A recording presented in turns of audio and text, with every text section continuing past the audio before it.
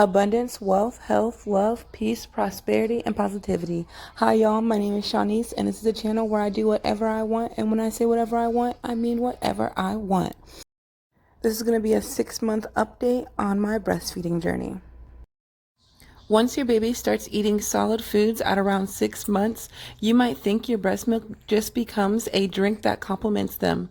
In fact, the opposite is true. Your baby will only get a tiny portion of his or her nutrients and calories from food when he or she first starts eating solid foods. Breastfeeding after 6 months helps baby digest the new solid foods in their diet. The biggest change that occurs to your hormones after 6 months postpartum is the decrease of the hormone prolactin, which is the milk-making hormone. This hormone stays high while you're breastfeeding, but as you introduce your baby to solids and begin weaning, it will come down. Even if you continue to breastfeed past the 6 months mark, your baby's demand for milk will still most likely be pretty regulated by this point, which means there's no excess demand for milk production like there was at the beginning in the early days with constant growth spurts and more regular feedings. If you are exclusively breastfeeding, your postpartum hormone changes may look a bit different at 6 months postpartum. Breastfeeding hormone levels are suppressed longer. The longer and more intense you breastfeed, the longer they will be suppressed. 6 months postpartum is a good estimate for when your hormones will go back to normal. This is also around the time many women have their first postpartum period, and that's no accident. By 6 months, postpartum hormone changes in estrogen and progesterone should be reset to pre-pregnancy levels. The World Health Organization, WHO, recommends breastfeeding for 2 years and beyond. This applies to families around the world, not just to developing countries.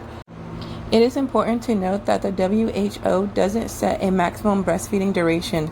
Dr. Leon Medella, head of breastfeeding research and anthropological perspective, breastfeeding for between 2 and 7 years old would be the optimal. However, cultural norms today generally entail weaning at a much younger age. Continuing to breastfeed after 6 months is proven to lower the chance of childhood and adult illness, and if your baby does get ill, helps him or her recover more quickly. And the longer you breastfeed, the longer the protection is said to last. Breastfeeding protects your baby from illness and infection, so much so that it's even considered a form of personalized medicine.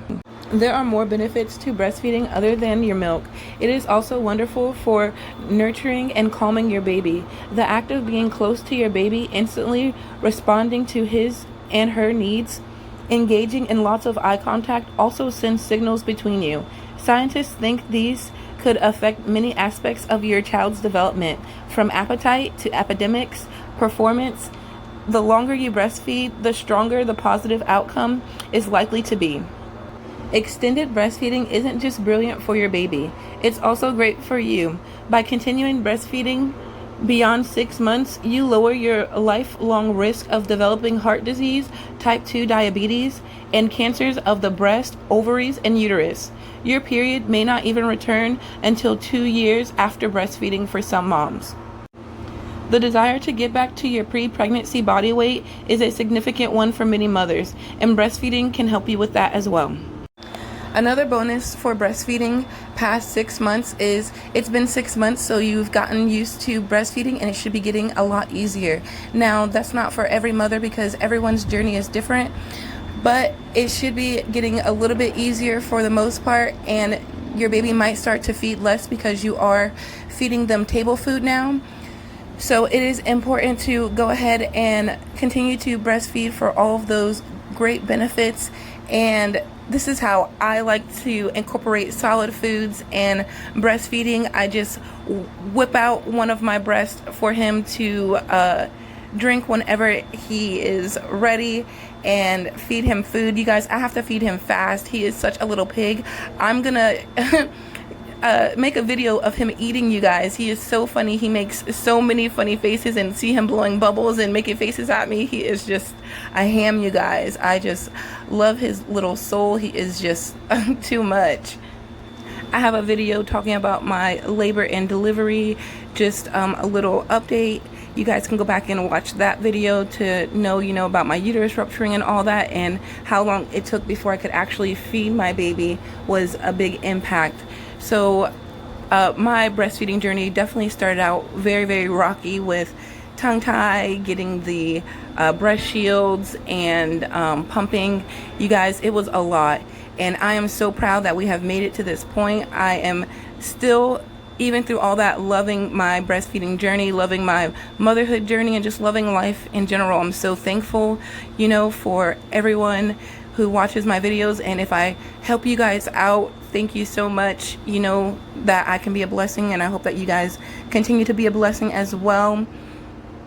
I'm just so grateful right now, you guys, and I'm so happy to continue my breastfeeding journey. Yes, you guys, I'm going to continue breastfeeding my baby for as long as he wants to breastfeed, until he decides that it's too much for him, or he's a big boy now, I guess. And that's the day that I'm gonna cry, you guys, and I'm gonna miss my little tinky butt. But that's all right. We have to let them go and let them grow up.